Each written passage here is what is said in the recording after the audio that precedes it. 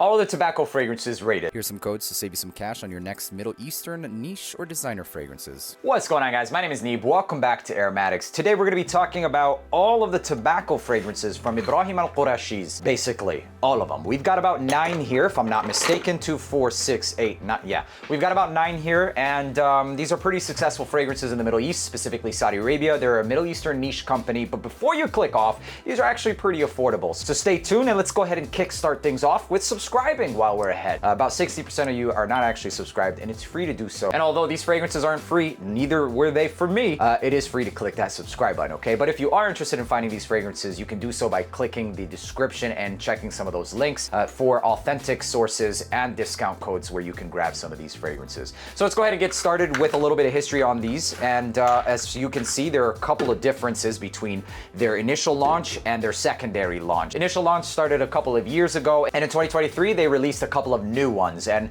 it's about 4 to be exact. So a part of the old collection was 5. We're going to be talking about all of them, and as you can see, they came in this 100 ml extrait de parfum concentration.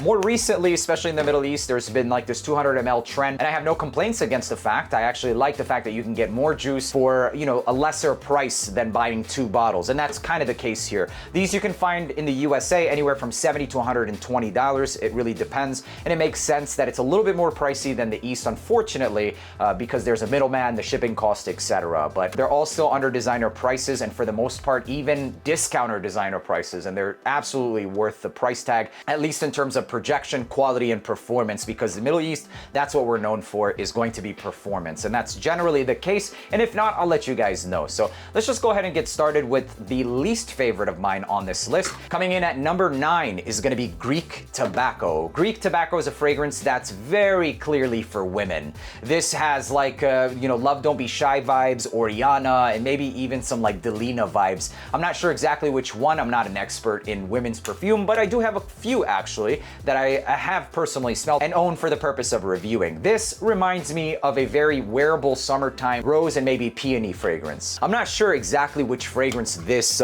reminds me exactly of, but it's definitely somewhere in between those that I mentioned. Oriana, less sweet. It's not nearly as sweet as something like that. Maybe Delina, De La Rose, and some of that like Love Don't Be Shy vibes. One of those, if not in that family. And because of that, obviously, it's going to be in last place. It's not necessarily a bad fragrance by any means, and 200 mLs for like $140 is absolutely worth the pickup, definitely. Coming in number 8th place is going to be Cuban Tobacco. Let's take a look at the atomizer really quick. The cap actually snaps off and snaps on a place. You can't carry it by the cap. And my only gripe I have about these, although these are like niche quality stuff because they are niche fragrances, is going to be the atomizer. It kind of just, it's very, very wide and not that far of a distribution. It gets fixed with the bigger sizes of those bottles, but still it works, and that's all that really matters. So the only reason that this is going to be lower on the list is not necessarily because it smells bad. In fact, all of these smell good. They're all just very, very specific, and this list in order is going to be my taste. I'll give you guys what I think about versatility and mass appeal as well to give you guys more of an objective. However, the order of the rating is obviously going to be subjective. So I'll do my best to give you guys a little bit of both. So subjectively, not my favorite one, and because of the objective reality of its versatility, or lack thereof, I should say. This isn't a fragrance that you can wear all the time, and because it's extremely pungent in nature, in a good way. If you like tobacco fragrances that smell like earth, soil, and naturalistic, almost like you know, freshly picked out a leaf of tobacco, this is the one for you. Very emphasized on those earth and soil notes and that Cuban tobacco, along with the patchouli and the dry down.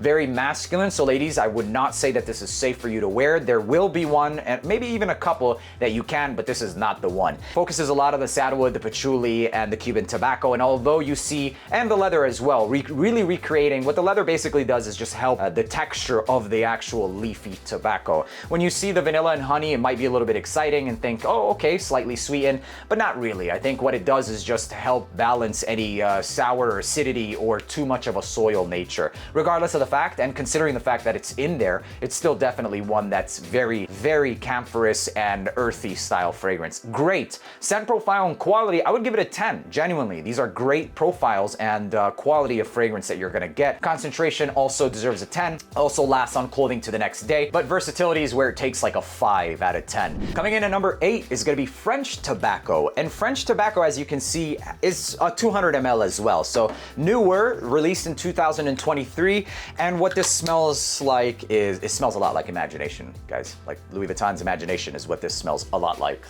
a lot. Oops. I don't think that this brand really clones per se, maybe, you know, has some similarities to certain fragrances, and for the most part, it's not in all of them. This one, however, does smell pretty close to imagination. Regardless of the fact, it's about $130, and it gives you 200 mLs of an extrait de parfum that lasts all freaking day. And it smells like a fragrance that's around $455, okay? I personally don't enjoy imagination. I don't enjoy that neroli green and aromatic tea vibe, and sometimes I can get like this slightly metallic undertone that gives me a headache. So it in itself I don't enjoy, but for me it's placed this far on the list. So subjective, but objectively close to imagination. And if you enjoy that, this actually might be one of your top ones, genuinely. So if that's your vibe, you're going to enjoy this one. I don't really have much more to say about it other than it's pretty long lasting, and I actually tried to wash this one off personally because I genuinely don't like imagination. So if you enjoy it, you're going to love this one. In terms of the scent profile, the performance, longevity, I would give it like a solid 9 out of 10. You're getting a lot for what you're paying here. 200 mLs of this juice is crazy. And the one thing that I wanted to show you guys is also the difference in presentation. You can still carry it by the cap, but the atomizer is much better.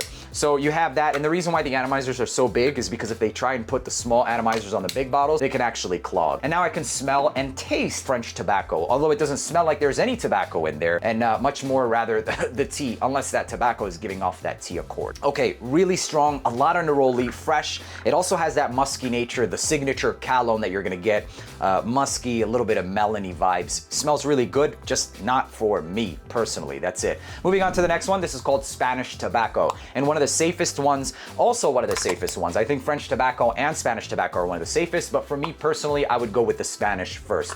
Reason being is because it doesn't have that fatty, thick, green and slightly metallic style of neroli. Although it's still an aquatic, woody, metallic, fresh fragrance, and generally speaking, I don't really care too much for metallic vibes, this one smells a lot like Megamare. It does have a couple of differences, but it's also beastly stuff. One that you can go nose blind to, and you have to be careful with the triggers. And for the most part, what this smells like is definitely going to be the aquatic and saffron, maybe a little bit of that iris, but for the most part, it's going to remind you of something like Megamare. There are some of those subtle differences as well, but if you enjoy those vibes, you're going to be happy with something like this. Although I personally don't really care too much for this style fragrance, I realize and recognize that a lot of people in the West love this style DNA. Beastly, fresh, simple, compliment getting, and easy to wear. You could wear this all year round because it lasts all freaking day. Although most appropriate for the summertime, yeah, it's still going to last. So total rating, I would give about an 8.5 out of 10. It's nothing spectacular to me, but the performance just is absolutely annihilation for real. And yeah, that's pretty much the only reason it's down in this place. Although one of their best ones to jump into, it's nothing really that spectacular or unique. As you guys know, I truly enjoy more polarizing style of fragrances that really stand out. Moving on to the 5th place is going to be Mexican Tobacco, one of their highest sold, and understandably so. Just not also going to be 100% my favorite because it has the note of almond, which a lot of people love. This smells like something maybe in between Pegasus meets Alexandria too. In the realm of almond fragrances, which I generally don't enjoy, I actually enjoyed this one, but I didn't fall in love.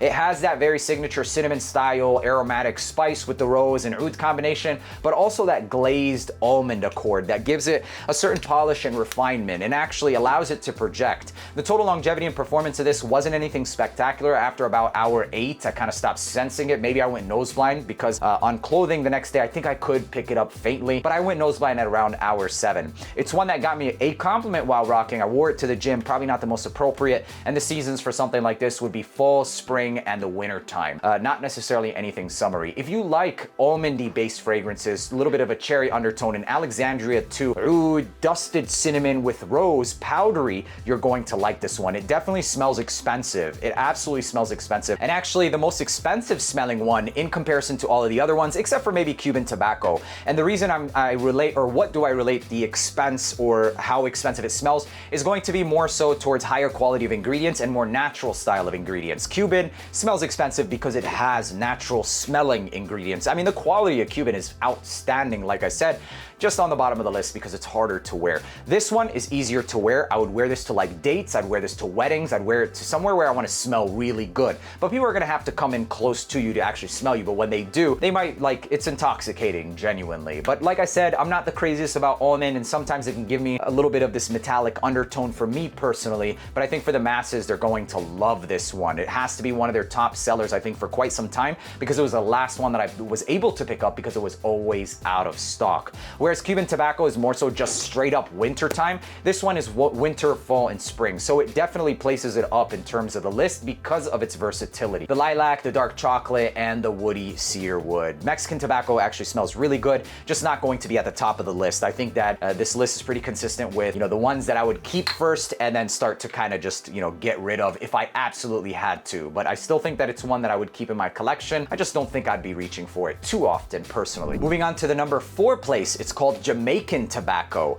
And Jamaican Tobacco is actually really good. Also smells pretty elegant, dressed up. I think you can rock this even to dates, but I would be careful on the trigger because it still has a certain level of tobacco that I detect in this one that can kind of take it a little bit more polarizing than what I think it smells like later on after the first 10 minutes. It actually reminds me a lot of like YSL Tuxedo meets the tobacco lineup.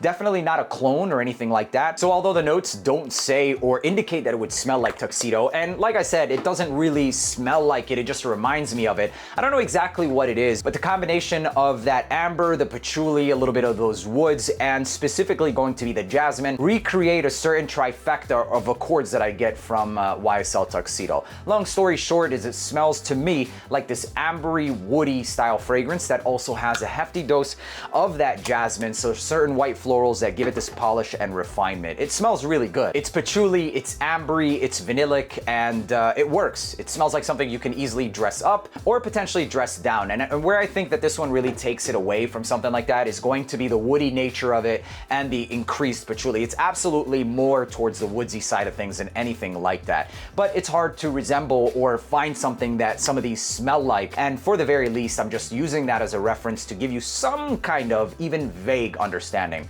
I don't think it's anything, gonna remind you anything of like 40% more or more than 40% of something like Tuxedo, but nevertheless, that's what I find it to tread into. The reason that it's up on this list is because the versatility is a lot easier to wear than a lot of these other fragrances, and it's one that I would potentially pick up before I go for Mexican Tobacco. It's not nearly as glazed or as almondy, it's not as metallic, it doesn't really have too much of a metallic nature to it. I genuinely enjoy this fragrance quite a bit. That powdery, ambery patchouli, it works for me. Not the most show-stopping in the world, but still easier to wear. In terms of the scent profile, I give it about an 8 out of 10, but in terms of the versatility and everything else considered, it bumps it up to like an 8.5 out of 10 for me personally. I don't really want to give it too much of a rating, but this is one that I enjoyed and fell in love with before actually liking some of these other ones. It was this one and the number 3 spot that I fell in love with initially. And at number 3, it's called Dominican Tobacco. This was probably the first one that I loved out of all of these. And right after that was Jamaican Tobacco. And the reason I love this is because it's polarizing. It's got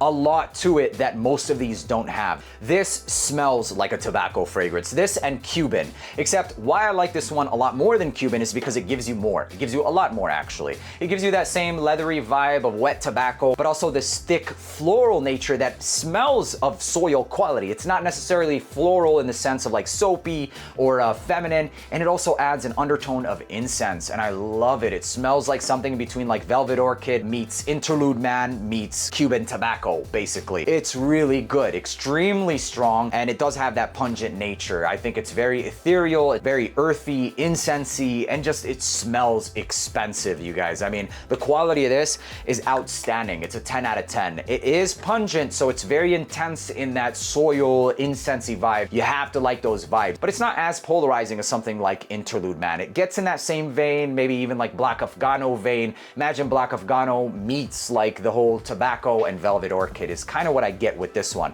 If you like Black Afghano, you're going to love this one. It's like all of those fragrances meets tobacco. Black Afghano meets Interlude meets Orchid meets tobacco, but more than anything, I would say that this smells to me like Black Afghano meets Orchid and tobacco. A really good fragrance, especially if you like those incensey vibes. It does limit it in terms of its versatility to more fall and the winter time. A little bit more versatile though than Cuban Tobacco for me personally, and it's because you get a few more accords that you can pull off easily. Special occasions approved. You can wear this during anytime you want to just smell bold and dark, rainy days as well. It smells great. It really smells good. For me, I think that this is one of my favorite ones in terms of its quality, scent profile, strength, and longevity. It gets 10s across the boards, but overall, because of its versatility or lack thereof, I would place it at a solid like 9 out of 10. It does take a ding for versatility, potentially even an 8.5, but for me, me, I'm gonna keep it at a 9 out of 10. The performance, if I didn't mention it, is to the next day easily on clothing. You will have no problem in terms of its performance. Coming in at number 2 is one of the new ones, and it's called Brazilian Tobacco. This actually smells really good. It smells really good. A couple of people are not really finding the best performance out of this one, but once we discuss the scent profile, it'll make a little bit more sense. So quite a few different notes, and at the top, I definitely get like this oud saffron and some kind of sweetened, undertone to it. It reminds me a lot of like Haltane, but not necessarily more than like 60% of that. And the reason is going to be because it seems like it's utilizing lighter notes to recreate similar accords that you'll get from that. It doesn't necessarily smell like a clone of anything like that, and it wears a lot lighter than something like that. I think for the most part, people with this style scent profile are used to something that's absolutely beastly in terms of its performance. However, this, like I said, is lighter to wear, easier to wear, and I had no problem getting up to 8 hours with this fragrance, genuinely. On a hotter day, I decided to rock it. It worked. I think this is one that's versatility is all year round, and the performance is above average, just not really anything that we're used to expecting with a lot of these other fragrances. And I think that's where it kind of falls in terms of, comparing it to some of these other ones. We're so used to getting like beastly performing with these that this one doesn't necessarily give you anything beastly, and just slightly above average performance, I would personally say. So for me, like I said, I got this Haltane vibe that seemed like a summer version of something like that. Not necessarily anything that's going to be as thick, less cloying, or less potential of going cloying. And I think it's because it doesn't actually say that it has saffron in the notes. Although I get the saffron accord, could it potentially be, the combination of notes, or the fact that it could potentially be the combination of notes, but I definitely get the accord, and it does seem like a lighter style DNA and not nearly as heavy or dense. When you see leather, patchouli, and vetiver, sure, it's going to be heavier than the typical, fresh fragrance, obviously, but in comparison to something like Oud for Greatness, Haltane, etc., this smells like a lighter version of that. And the praline effect, or the sweetness, and I believe that the sweetness from this could be coming also from the whole cherry and cedar wood combination, at least to my nose personally. You do get like this slightly cherry accord, nothing that's significant or anything like that. Long story short is that's what it reminds me of, and the performance for this gives you about 6 to 8 hours, I would personally say. And the projection, I had no problem projecting for like a good 2 hours. I could smell myself easily. Even after my workout, I went into my car, it was about 2 hours later, and I could still get easy wafts of myself. It could potentially be that it performed better during the summertime, etc. There are a lot of different factors. Nevertheless, it still works. This is one that I would say is unisex, genuinely unisex, for the women who enjoy wearing fragrances like Oud for Greatness. If you enjoy those, then you will rock these. But for the rest, they've all been pretty masculine, except for Greek Tobacco, which I find to be extremely feminine for sure. This one being the one that could potentially be unisex if you enjoy those vibes. Coming in at number 1, for me, this is not going to be for everybody. Number 1, it's called Arabian Tobacco. And I mean, are you surprised? And I have to admit, I'm not surprised. I love this scent profile. It's not something that's really that versatile either, but in terms of like which one I would, keep if I had to ditch them all, this would be the one, genuinely. And it's a runner-up or close to Brazilian Tobacco because Brazilian Tobacco is just so easy to wear for me personally. I love oud. I love oud fragrances that have a versatility to it, and it has that versatility as well. But this is just one that I personally would not get rid of. It's got very polarizing notes, a lot of contrasting accords like citruses along with smoked coffee, and then you've got salted caramel with some, spiced saffron, and it's a beautiful fragrance, man. It's definitely something that'll take you on a little loop and a whirlwind, but if you're looking for more unique scent profiles that you haven't smelled before, this is definitely going to be something like that. Beautiful fragrance, man. It smells like salted caramel and coffee, man. Amazing. With some citruses, maybe some ambroxan. Smells amazing. Patchouli, salted caramel, and coffee is what I get from this one. Fantastic. I would say that this is perfect for fall and winter time easily. Not necessarily the spring or the summer at all, unless you're wearing it during spring nights, but even then I personally would say fall and winter. I love it though. Scent profile for me is a 10. Performance for me is also a 10. The versatility could be better, but then it wouldn't be the scent profile that I absolutely love. So although not going to be the highest objective rating, subjectively my favorite fragrance on this list. These are the fragrances that I would personally recommend in this very order. So if anything I said interests you, check one of these bad boys out. Let me know down in the comment section if you've owned any one of these. And while you're down there, make sure to leave a like, hit that subscribe button. Till the next video, peace.